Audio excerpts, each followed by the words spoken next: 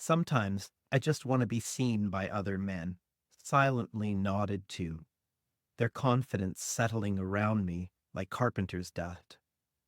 And other times I want to rise up alone, stealthy, below radar, becoming speed, wind, smoke, the whole Camelot. Today, though, allow me my exquisite sensitivity so we can draw out another dream of man.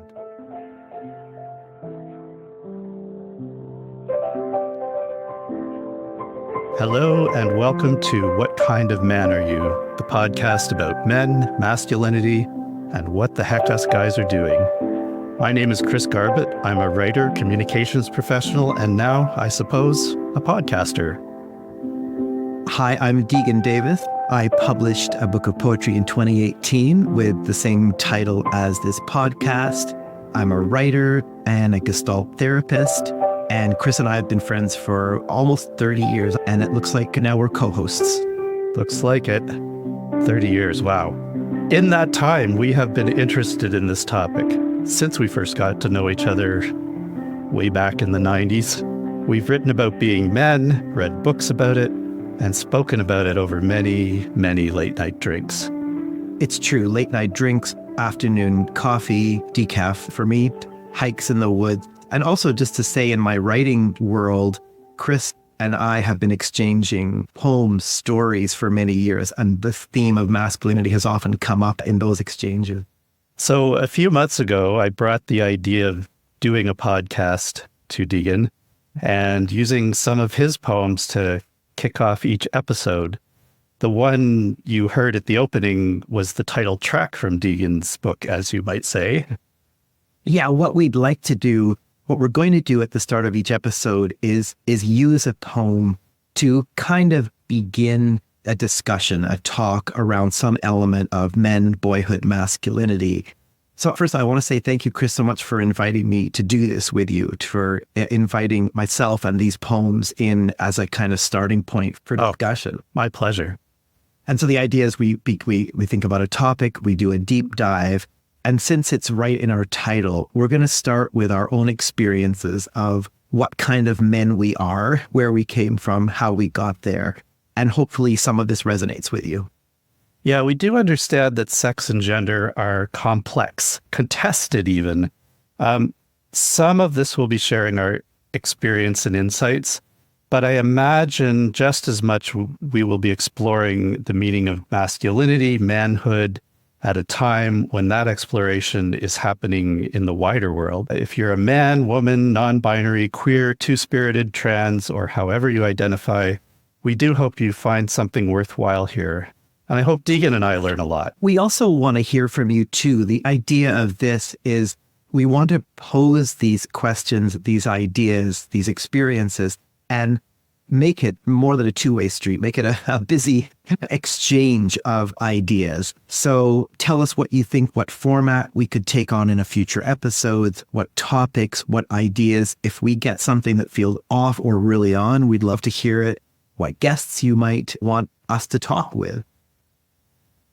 I admit, Degan, I'm a little nervous because I think one of the things I learned about being a man is that you don't talk about being a man. Yes. The first and second rules of Fight Club. I just wanted to say we'll be mentioning books as we chat through this. And we've both been reading books and movies and songs and all the rest of it. There's a great book on men by Terrence Real, very much on that subject, which is just called I Don't Want to Talk About It. Yeah, so I hope you'll go on this journey with us, and we can't wait to hear your thoughts. So maybe let's start with Degan. Can you tell us how someone can get your book?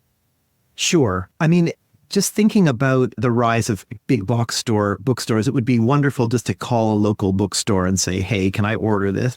I know you could be listing from anywhere in downtown Toronto. It's at Type Books or a great new bookstore, relatively new bookstore called Flying Book.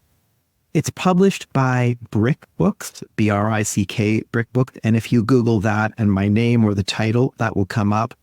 And you've probably heard of a place called Amazon. It is also there. Amazon. I think it's just a river in South America. But anyway, we'll put a link in the description and you'll be able to find it that way too. Great. Okay. So each episode is going to have a theme, and the word for this episode is boyhood. And so, Degan, do you want to say a few things that come to mind when you hear this word? Sure. So I'm just going to say a few sentences that evoke boyhood when I just hold that word. You know, swimming in the Mattawa River. I grew up in a place where the two rivers met, the Mattawa and the Ottawa, about 400 kilometers north of Toronto. So swimming in the Mattawa River outside of our house on endless summer days, biking through my hometown of Mattawa after a snow melt, putting hockey cards in the spokes to make it sound like a motorcycle.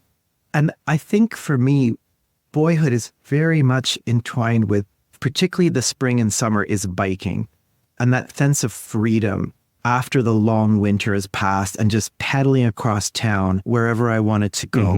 It felt like one of the great sort of freedoms, like I've come through another winter, which feels endless in its time. I think I'll say some of the harder memories and images too. You know, fear of getting chased home from school. There were a couple of years for me that were difficult, and you know that time, that kind of no man's land time. Like school has ended, supper is going to be around 5, and everyone's making their way home, right? If you're not taking a bus, or even if you are, because then you still have, you're still getting from school to home. And for me, I just remember this kind of chaotic Wild West time between 3:30 and 5-ish, where, just there's the sense too of really watching your back sometimes.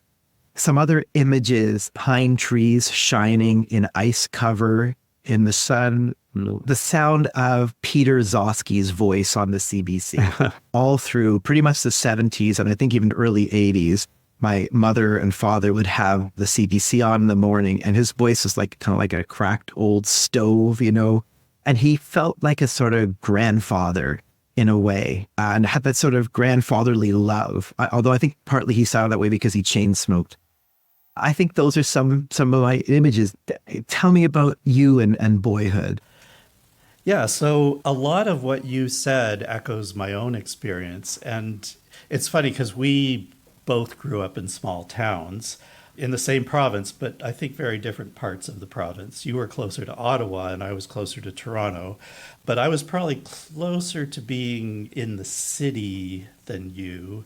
So a lot of my experiences were attached to that, but also growing up in a small town, being a little boy. I mean, some of it is that idyllic image you have of going around on your bike and running around in the woods and playing with your friends on the street.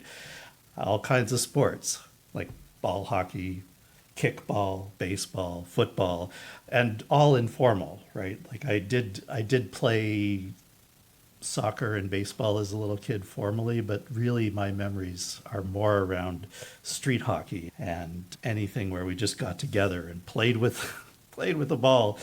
So yeah, that's kind of my thinking around boyhood, and just also I think a lot about how I'd watch what my father did. I'd watch what older boys did. I was spending a lot of time learning to be a man, and a lot of trial and error, right? A lot of thinking and feeling embarrassed or ashamed of not getting things right and not knowing how to do things, even though you had to learn it somehow. But the way you learned was a lot of it was just sort of mistakes and feeling embarrassed by it. And so, yeah, that's sort of what comes out of my thoughts on boyhood, is just that kind of watching and learning and trying and failing and succeeding sometimes, but feeling like you're failing more than succeeding. But I can also relate to the fraught trip to school and home. There was always an element of fear and an underlying violence, which we may or may not get into in the future. So I think what we're going to do for this inaugural episode is tell some stories about our own boyhood and how we learned to be men, how we learned about masculinity. One of the things we had spoken of a month ago when we were sort of preparing for this was just to begin with some earliest memories and see what emerged from there. And one of my earliest memories is of being a very young, probably a toddler or even younger, and seeing on the floor these two massive windmill looking objects turning and these buttons. And this was my father's reel to reel tape machine, which came in a kind of suitcase size with the big plastic like speakers built in and a suitcase lid almost that you would close the whole thing up. So a very fascinating piece of machinery for anyone. But what made it even more magical was that my father would press record, and even now, just as I'm talking about this, I can hear our voices, and to hear our voices coming back. And I'll talk a little bit introduce my father in a moment, because he had quite a difficult childhood himself, and that resonated through my own early boyhood. But I have such a tender feeling thinking about this, because his voice was so warm, and he had a nickname for me, Deegs. My name's Degan, but he called me Deegs, and I can hear him saying, asking me a question, and the warmth in his voice. And then these huge windmill-like reels moving and the brown, shiny tape going through. And I think I'll pause and share a little bit about my father before going on.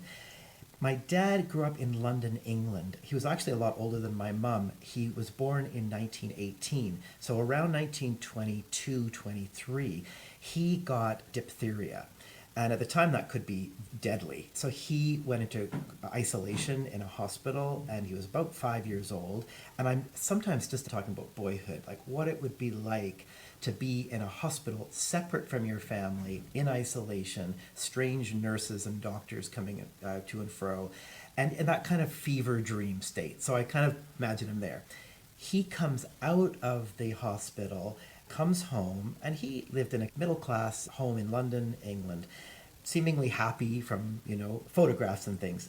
And his father looks pale, and he's running around saying, "Where's my mom?" And he's going into the bedroom and looking in closets and under beds and over. And finally, his father says, "Your mother passed away. Your mother died." Oh. Which is, his whole life in that moment part of him must have shattered. Something shattered in that. And to make matters even more difficult, this father worked on the trains, my grandfather, and he didn't have space or the time or ability to take care of his kids.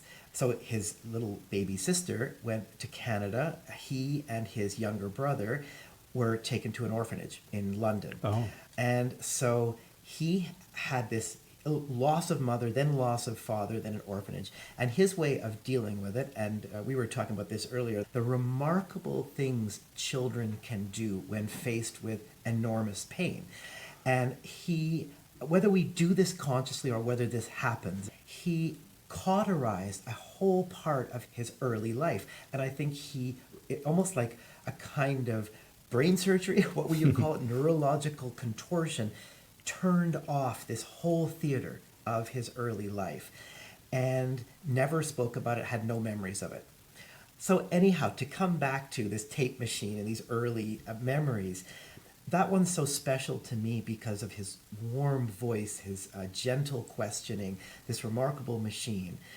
And for many of the really months and years after that, really until I was probably about 14, he was a very distant figure. And I don't know if it was that he had his own difficulty connecting to his own childhood, which he had sort of removed, but he was very shadowy. I really have very few memories of him. But what was interesting was this whole idea of this tape machine and other objects. He was a science teacher. Your father was a teacher too, right? Also a science teacher. Also a science teacher. It's kind of funny, he would order all of these experiments to the school, and then after he taught them, he'd just kind of bring them into our house. So we had this attic filled with incredible science experiments. And even though he wasn't sort of teaching me in the way that your father did with the oars and with the reeling, the fishing rod, he had these objects around, and he was obviously obsessed with them or very interested. So even though he was this shadowy figure, the objects were around, and they were like portals to him. So I remember once, sometime around the age of 4 or 5, just collecting some of them, taking them from this attic and putting them in my room. There was an oscilloscope that measured waveforms. There was a Van der Graaf generator where you put your hand on this bulbous top and turn on the motor, and it would create static electricity, and your hair would fly like off. that thing at the Science Center. Yeah. Absolutely. Yeah. Sort of these mad scientist kind of So you had one in your house. Yes, a mad scientist and a mad scientist contraption. There was, and I created this little mini science center, and that was this doorway to him, even though he wasn't there. And I've just been thinking a lot about boys and men, and others too, but particularly it seems like boys and men require some kind of mediation. I think that tape recorder at the beginning was, in a way, this way for him to reach me. And I think after that, I took these objects to reach him. And then I think about, I was just watching, I live across from Dufferin Grove Park in Toronto, and I was just watching some men hanging out. And there were, most of them had something to do, right? It's rare to see two men sitting on a picnic blanket and chatting. I mean, you may see it, but it was people playing catch. It was people playing some kind of game. And I think there's often a mediation, something that allows men to be closer. And part of that, I think, is the script that we're given. But that's something we'll talk about in later episodes, that idea of what it is we learn, how we learn to be men. But anyway, those are some of my memories. Do you have an early memory of yourself? Well, you actually touched on it, and you're drinking my My apologies. my sparkling water, but I guess we'll be intimate like that. Through an object. But you touched on it with the fishing. And, it's funny, you're talking about this reel-to-reel tape recorder, and I remember that well, where I guess we're of a generation where we have seen those old technologies. And here we are with the new technologies recording ourselves. So there's maybe a bit of a full circle moment here. But I was thinking about something my father taught me. Like, he really did know a lot of things that men were good at. Like, he built my room in our house, and he knew how to fish, right? And I kind of grew up sometimes thinking that men inherently knew how to do these things. And when I learned to do them, I was like, what's wrong with me that I don't know how to do them automatically? But the thing about learning how to fish, it was sort of a combination of peacefulness and horror. On the one hand, you had experience where you're just on the water and waiting for a bite, but then at the end you had to kill a fish if you wanted to eat it. Totally. But that peacefulness was real. My father would teach me how to cast. I never liked the worm thing. It was too gross for me, but it was a little bit fun when you sort of watch that bobber go under the water. When I discovered that you could fish with lures, that was much more fun for me. So, where you cast out and then you reeled it in. And my favorite lure was called a popper. And it was one of these lures that literally you would cast it out, float on top of the water, and make little popping sounds that I guess the fish thought was some sort of food popping along the top of the water. And they would jump for it. And we'd row out, and sometimes it would be during the day, but often it was dusk or late at night. And if the water was calm and the only light was maybe the moon and some of the reflections of the lights from other cottages. Did you talk much in that kind of scene? Did you connect with him, or was it more that quiet? Early on when he was teaching me, obviously he talked a lot, and we said he's a teacher, so he really enjoyed that part of it. But, those late nights, once I knew what I was doing, we would just sit out there quietly, and those are magical moments, to be honest. I really, really have fond memories of that. And, I almost didn't want to catch a fish because that broke the silence and broke that magical experience of just being quiet on the water. But we would sometimes catch fish, and I don't want to play down the thrill of that bite you get and then reeling it in and seeing how big it is, and you did pay attention to how big it was. And we were not doing catch and release unless there were sunfish that were basically inedible, but when we caught a good bass, we would bring it home and have it for dinner. And that's where the horror came in, because we'd have these fish. My father would put them on I have this image of it being on a cutting board, and he would just cut their heads off, and these fish would still be breathing. And I would watch their gills open and close, and I couldn't watch it for very long. It's a very strong memory for me.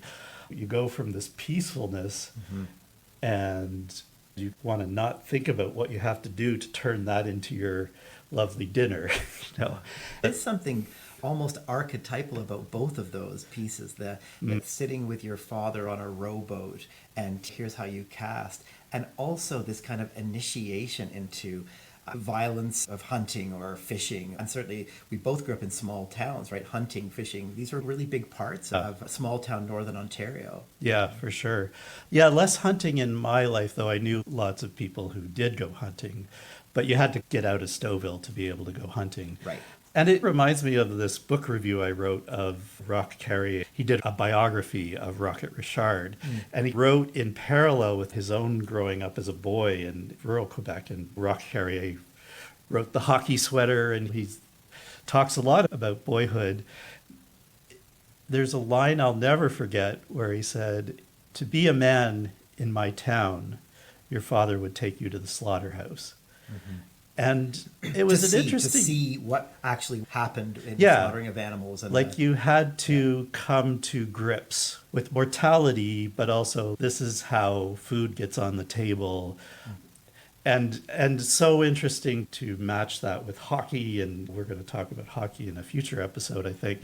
But just this idea of this peacefulness and yet this horror happening all is part of the same thing. And this it's all connected. Preparation for the physicality of being a boy or a man. And I just want to say, too, of being seen as a boy or a man, right? You inside, your gender may be something other, right? I mean, sure. But the script, if you appear as a man or seen as a boy or a man, the script, the preparations, the initiations for this, whether they're conscious like that, like I'm going to take you to the slaughterhouse. I'm just thinking for myself, I'm writing a memoir as well, which you know about. You've helped me. Chris and I have been exchanging writing for a long time. And really, there's a couple of times where I thought, this is as much your book as it is mine. We're co-writers of both our writings. Absolutely. And there's a section where I'm friends with, this is when I'm more about 10, but friends with someone who is literally, mean. Actually, I'm going to be reading a poem about him later on. Really, and again, of course, his own history plays a big part in that. But he was pretty cruel at times. But in the section in the memoir, I remember saying, why was I friends with him? And list all these becauses. And some of them were because I needed to learn a certain level of cruelty. Or I needed to be able to turn away. I had some other difficult things happen in my life, and I needed to be able to withstand, in a way, some of the pain that had happened or was coming. I don't think I was a particularly cruel person, but it's a kind of a building of a skin, a kind of a tolerance of, I don't know, at times brutality. That's what it is in a slaughterhouse, right? And the truth is, men are so often defined by their bodies and what their bodies can do. And so it still kind of gives me shivers to think, I've hung out with this person. I haven't seen them now for a long, long time. And I'm curious how he's sort of turned out. But there was this intensity, and there was this violence, and there was this way he acted that I think part of me was learning from. And I wouldn't have stated it to myself in that way, but a kind of curiosity, like, wow, okay, is there something here I can use? And I think that was very wordless. I think that's really interesting how we were talking about learning to be a man in Boyhood is a lot of it is watching what other people do. And, there were people in my life who were cruel to me. They were always around. Those football games we played, we needed them to play football with or hockey with. Right. And that was just the nature of it. And they were awful during the hockey games as much as they were awful in other ways. I think we're going to take a break. We're going to talk more about Boyhood in a moment. We're going to share some older stories and sort of flesh out Boyhood as we're getting to like 6, 7, 8, 9, 10, those kind of ages.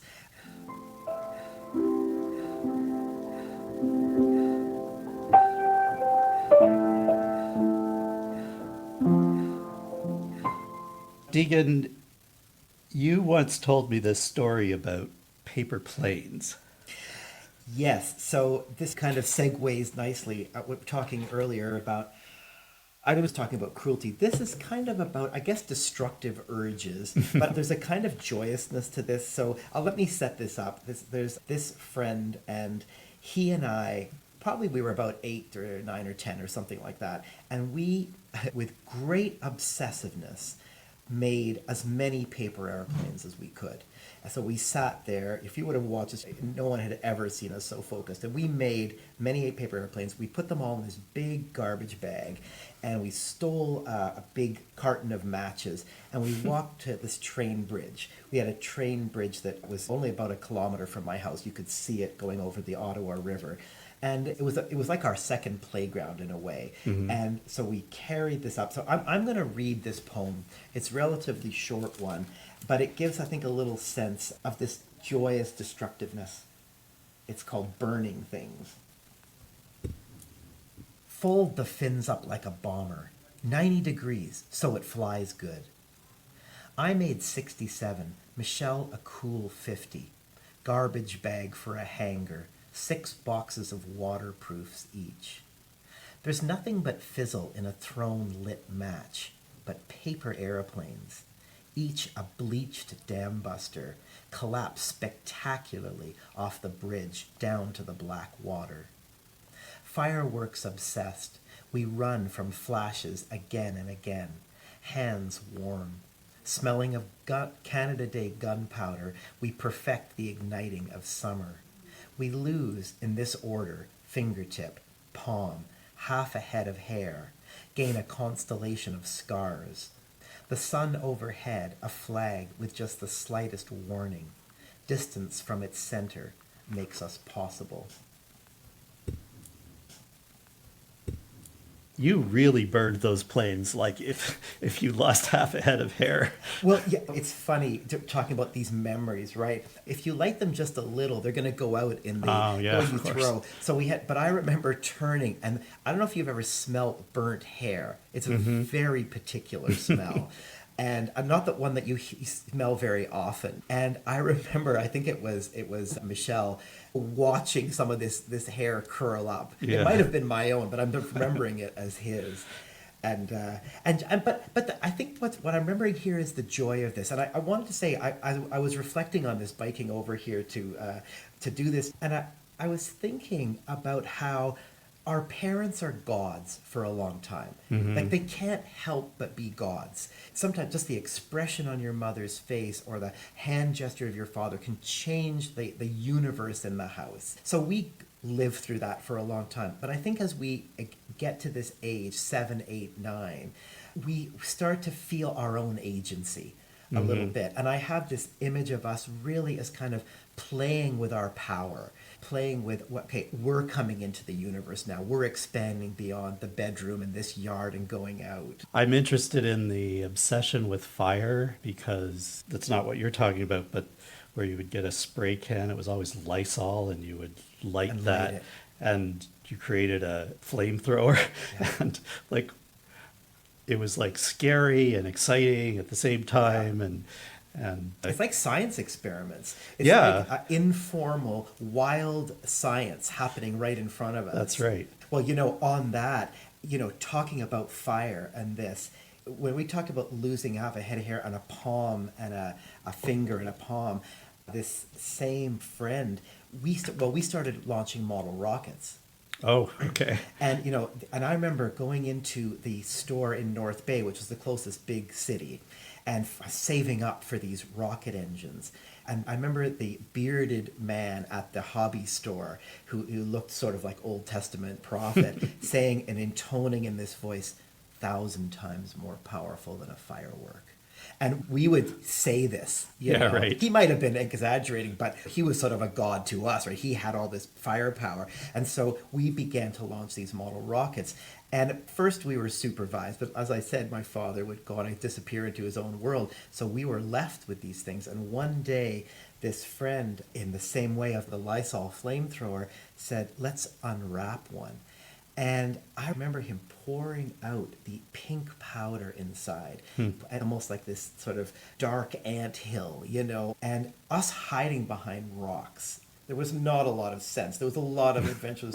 And he couldn't hide behind a rock and throw the match. He couldn't get that far away.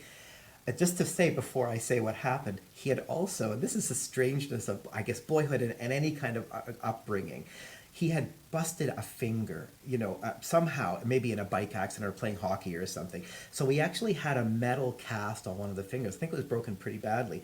So he had this cast and this metal piece. And as he threw the match, I remember this incredible white light, incredible explosion, and his hand caught on fire. And luckily, because he had already damaged it, something of this metal, he's sort of a bit like half Darth Vadered hand, something of this metal protected him. And I'll never forget his hand going into the water because we were right by the river and the sizzle of it. He was okay in the end, but there were scars. But just this incredible fascination with fire, with power, with this is agency well beyond ourselves. And This train bridge, I've seen train bridges. How high up off the river were you? you would walk up a steep, sandy kind of path. It was definitely about 40 or 50 feet of the river.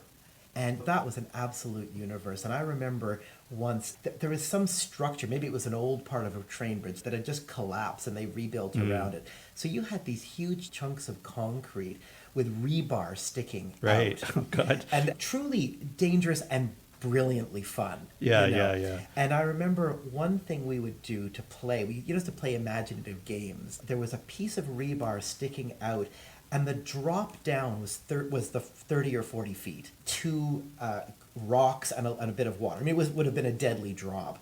And I remember us stepping from one section over this drop onto a piece of rebar sticking out, which did hold our weight, and then coming up through it. And we said that was a portal to another world. And we would sometimes with friends say, once you've gone on that, you're in another place. And we would go into my mother and say we would like peanut butter and cheese sandwiches, but we whisper, like, don't talk to us, we're not really here. We need them, they're from Jupiter or whatever. And we go on to this world. Did you have any of that imaginative kind of play, or what did you do for games? Probably I did. I mean, I also kept to myself a lot, so I had a lot of imaginary games in my own head that I did.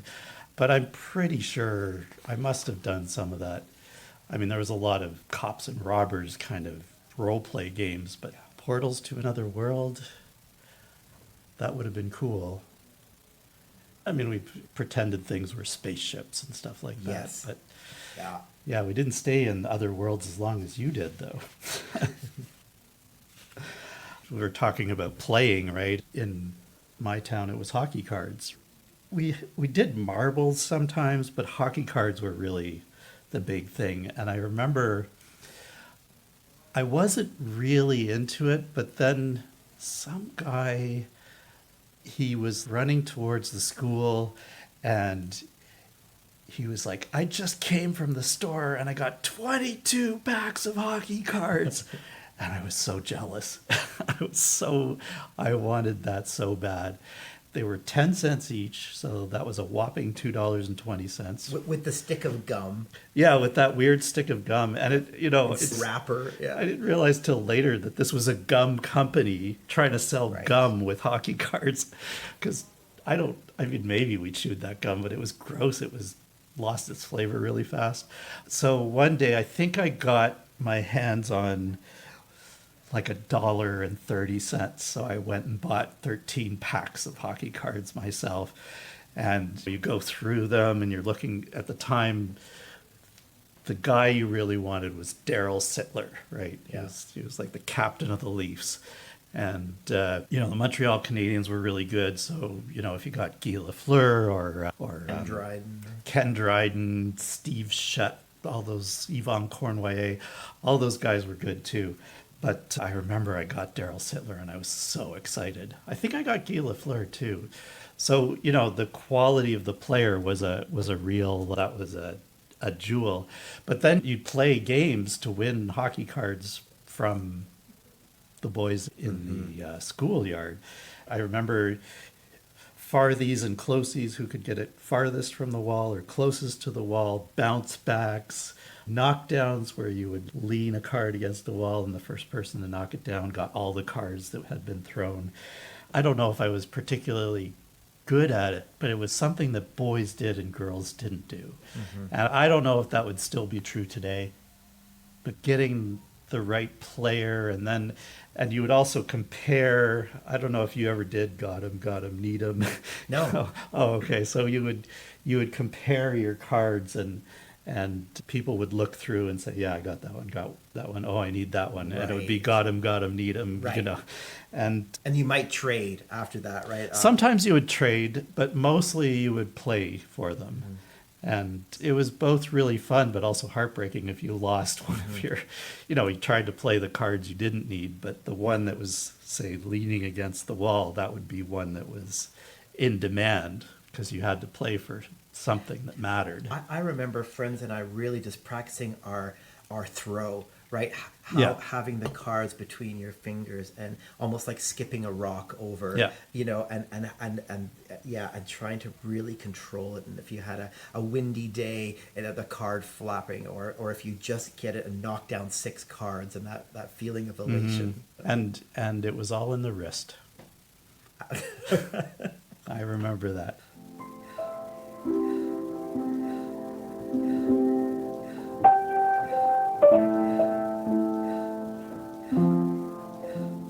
Okay, so we're back. We're coming to the third topic that we want to chat about around boyhood. And it's the subject of tears, of crying. And I'm going to just share a couple of stories. Obviously, we have movies called Boys Don't Cry. That's a huge part of the script of being a boy or a man, which runs really deeply. And I'm going to share a couple of stories about it. I should also say I'm a therapist. I mentioned that at the beginning. I've been a therapist for 17 years. I know, Chris, you've worked in many different areas in university, and there were times where you certainly heard your share of tears. And I certainly believe that tears, they actually release toxins from your body, and we have a sense of relief afterwards. But the male script, particularly as a boy, is you do not want to be seen crying. And one of the scenes that really brought that home to me of how powerful this script, which is policed so strongly, one of the scenes that brought it home to me was in phys ed class when I was probably about 10 years old. It's amazing the things that happen when you're about 10. When the world opens up to that, you're beginning to come into sort of early manhood, right? Teenagehood. And this day, I think we had one of those substitute phys ed teachers. And there was a movie we were supposed to watch. And so I remember just the boys, maybe the girls were separately learning about whatever they were learning. And the boys were in this relatively small kind of vestibule type place. And there was one of those old reel-to-reel projectors. And the movie was about dogs. It was about an older guy with a beautiful, probably Labrador. And I think there's something about being 9 or 10 as a young person and the connection to animals. We were there, we're watching this, and I think probably some of us were exchanging hockey cards, talking about the Dukes of Hazzard episode we'd seen the night before. But something in this narrative really grabbed us. And in short, the story was there's an older fellow with this beautiful dog, and something happens and the dog is separated from him. And from what I remember, the dog helps this younger man, I think maybe even fight off a bear or something. And whatever it is, there's a real connection. And they hang out. And by this time, all the boys are silent. Like, we're in this movie. And I think the bear would have really helped. You're invested. We're absolutely invested and there. And what happens, as far as I remember in the end, is that the dog finds the older owner, but the new person has really connected with the dog. But what I'm remembering now in these last scenes, it's very archetypal. It's the two roads that never meet. The older man is going off in this direction, and the younger is going off here. It sort of makes me feel a little teary just thinking about it. And the dog runs after the new man, and then gets confused and comes back, and then runs after the owner, and back and forth. And there's a moment where the dog has to choose. And if I'm remembering, the dog goes with the younger man.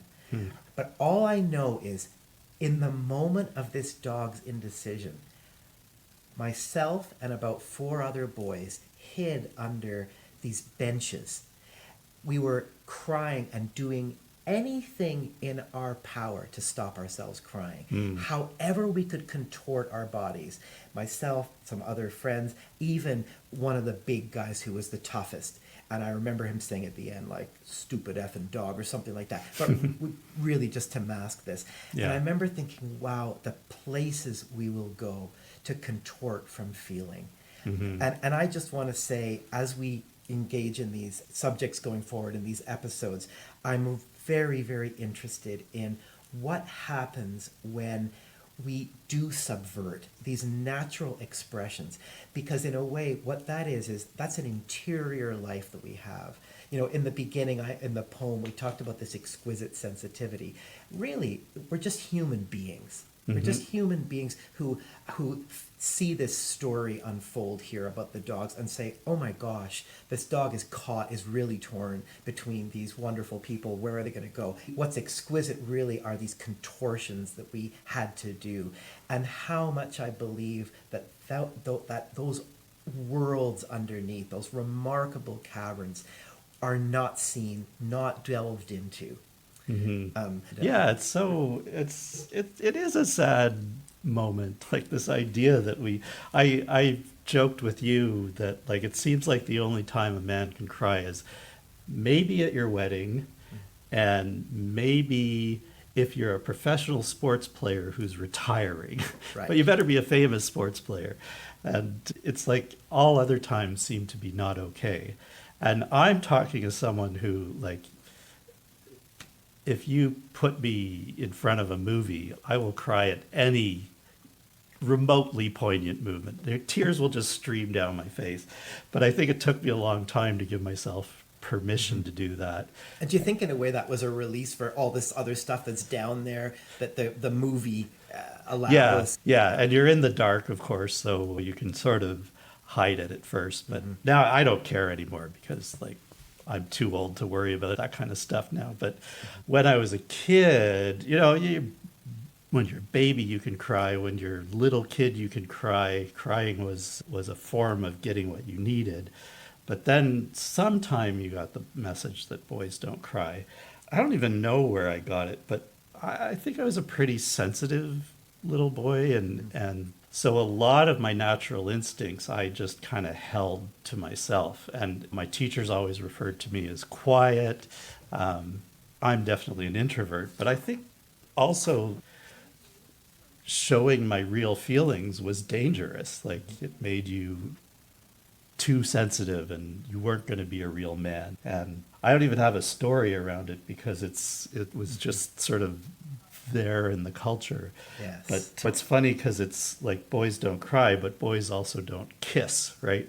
And I remember one time a friend of mine, this was around 7 or 8, he wanted to kiss me goodbye. And it was around all these adults, and everyone was like, boys don't kiss each other goodbye. And it was like, who cares? Like, what would have happened if that had happened? But it was stopped, and we learned our lesson, you know. And why? Like, what difference did it make to anything? Yeah. I don't think it was going to change my sexual orientation, but it was so there. That message was so part of it. You know, I find that so interesting that when parents or adults make a decision like that, how it reverberates through us. But then how we take that into the schoolyard ourselves or into Right. our friends and say, we don't do that. It's like we are deputized, or we deputize each other to be this police force of this script of how you be. And, you know, I think this is a strange piece, right? What I wanted to say, we talked about this earlier, this idea that we don't have the answers. Right. This podcast is not saying, okay, even though I've worked with men for a long time, we've really been thinking about this for 30 years. It's not about having the answers, but this idea that we do need to live in this society. We do need to manage it. And certainly later on, we can talk, I'm very interested in the concept of shame, all right, in a number of ways. But, you know, I could have used some more tools. Right. Like my father certainly wasn't a teacher to me and, you know, do this, don't do that. He was very hands off. So for me, it was always like realizing, wow, I actually can't do this. And there were a couple of years where I learned it way too late. And then I had to really catch up. And then I gathered the tools. Some of it was talking back. Some of it was using swears to kind of that perhaps that earlier cruelty that I was trying out until I could find a way to defend. Not saying it's right to say, don't kiss, because how do we invite this? How do we talk? There's different ways to just say that. But there is this learning, because the pain of being ostracized, which is some of my story I'll share for a number of years that I'll share in other episodes, was devastating. It was, and so to learn these rules, how can we learn them? What is a healthy way to say the script is real? Right. The script is real. And also, how can I express myself in ways, know this culture that's around, and find a way to mediate it? And maybe turn it upside down, challenge it here, but not also be so deeply impacted by this policing or ostracization that it's hard to function.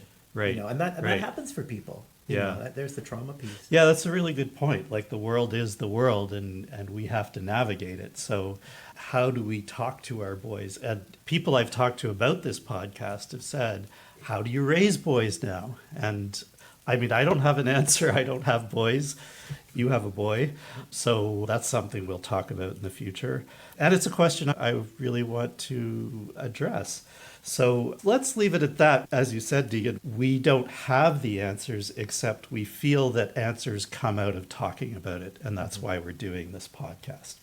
So we'll take a break and we'll come back for a final segment, and see you soon.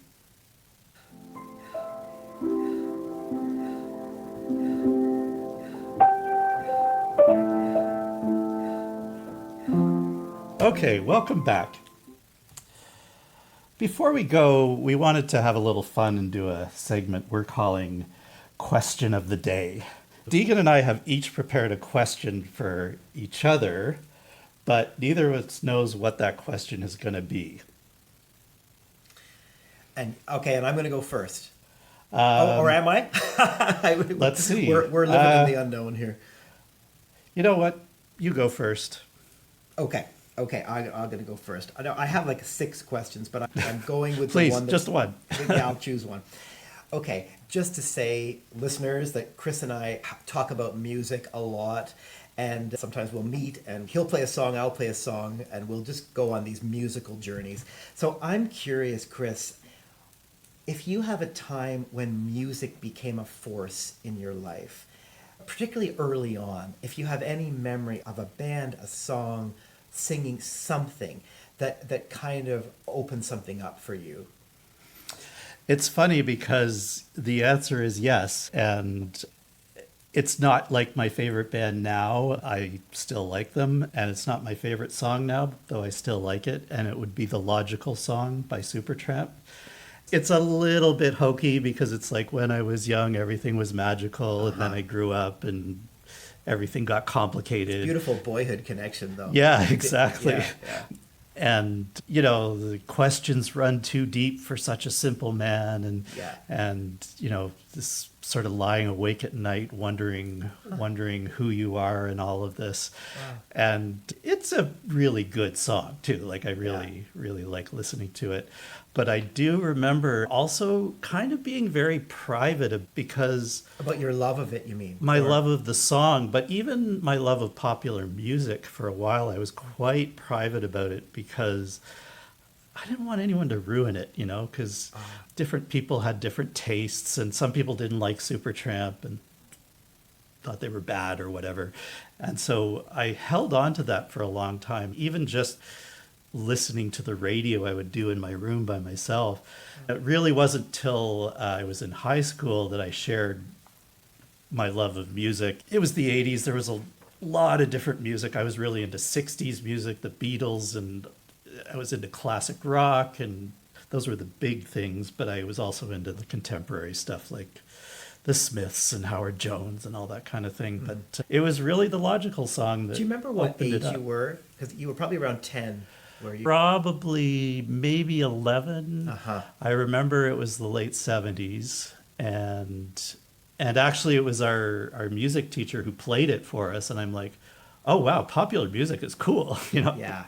And so that was a very defining moment for me. I have to say, and this is sort of going to seem almost unbelievable, I've known that song for a long time, and I learned the piano and the saxophone for it because it's a while back. But just last night, of all things, I went through almost the entire lyrics of that song. I'm going really? home, and I went back through that opening that you talk about, that Boyhood, like when I was young, it seemed that life is so wonderful, and then now you'll be calling me a radical and all these things. And yeah, it is cheesy. There is a cheesiness to it, but there's an incredible earnestness in the saxophone solo and the lines, and it's quite a minor song, so it has this undercurrent. But it's just very curious that of all days, I would go through the lyrics last night of that. Well, you set me up well. So, shall I do my question for go you? ahead. Okay, so if you were alone in the woods, would you rather run into a random bear or a random man? Wow. As a kid, you mean? Or now? Now. That's a really good question. If You I was- haven't heard about this. It's a whole social media thing It that is, women eh? were asking each other. Would you rather run to a bear or a man? Yeah. Okay. Can I just ask you, alone in the woods, as in, like, very far, north, really cut off from society, or on a Bruce trail, or Well, out of reach of any help. out of reach of any help? I see. Okay. I am going to say a man. I would rather run into a man. Interesting. Yeah, and it's funny, as soon as you said it's a social media piece and women are respond to this, I go into that world, right, of, it's making me think of, I will answer more in detail, but it's making me think of a poem by the late poet who wrote, What Does Narcissism Mean to Me? Which is a lovely title. What's his name? Tony Hoagland. It's a poem where he speaks about walking at night in a park, and he can see that there's a woman approaching him alone. There's no one else around. And the whole poem is about how he doesn't make eye contact, how he wants to make himself not threatening, how he moves to the side, and how he says, this interaction he is the threat. Right. He is the threat here. But I think if I'm in the forest and it's Algonquin Park and I happen to be on my own and I meet a man, I will say this.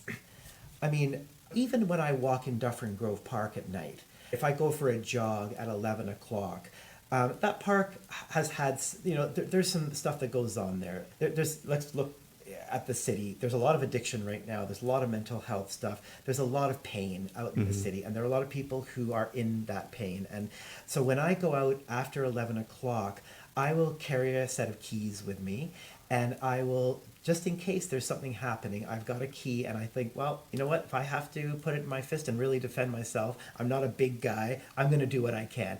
And so if I were to meet someone in the forest, I would definitely be, my senses, I'd be vigilant, and I'd be, what is this person? And you can tell a lot very quickly, right? Some friendly dude who's like, oh, lovely day, isn't it, right? Or someone who for whatever reason is in another world. So in that way, I'd be vigilant and I'd be ready. But yeah, a bear is another thing altogether. And so I choose a man. You know what the majority of women answered? Bear. And men freaked out. Aha. And that's a whole thing that might actually start to inspire other topics Absolutely. for future episodes, because I get it,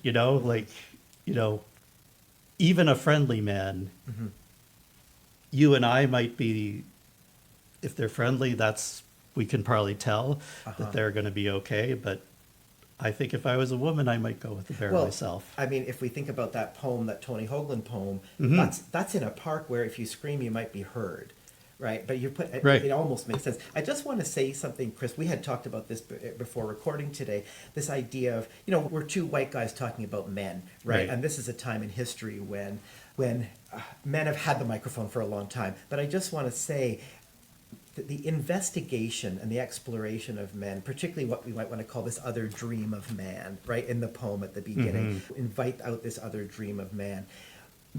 Men are at the heart of a lot of pain. I think they're in a lot of pain, and I think they're at the heart of a lot of pain, a lot of violence. And I think to go in and to look at this interior, to look at these places that kept us from tears, that brought us to a slaughterhouse, to say, learn to be a man in this way. It's really worth investigating these caverns and finding out what's there. Yes, we need to be tough, but we need to also look at, I think, that sensitivity and that expression and find out what's down there. And that's certainly one of the interests that I think I am interested in, and that we can exchange back and forth in these podcasts. Well, I think you've really summed up very nicely. I think we'll end it there. Wonderful. So we will say, please give us a review on your favorite podcast platform. If you could give us 5 stars, that would help us get more listeners. And feel free to get in touch. I'm at C Garbutt, CGARBUTT on X/Twitter, and Chris Garbutt 09 on Threads. Degan, is there a way our listeners can get in touch with you? We would love to hear from you, and the thought that this conversation can expand is wonderful. I'm doing a master's in creative nonfiction and fiction, and the email is Degan, DEGAN, period, Davis, DAVIS, at vcfa.edu. We look forward to being in your speakers again soon. Join us next week for the next episode of What Kind of Man Are You? What Kind of Man Are You is hosted by Chris Garbutt and Degan Davis. Produced by Chris Garbutt at VQC Media. You can support our venue at buymeacoffee.com/Chris Garbutt. You can buy Degan's book at brickbooks.ca. And thanks to all our supporters and listeners.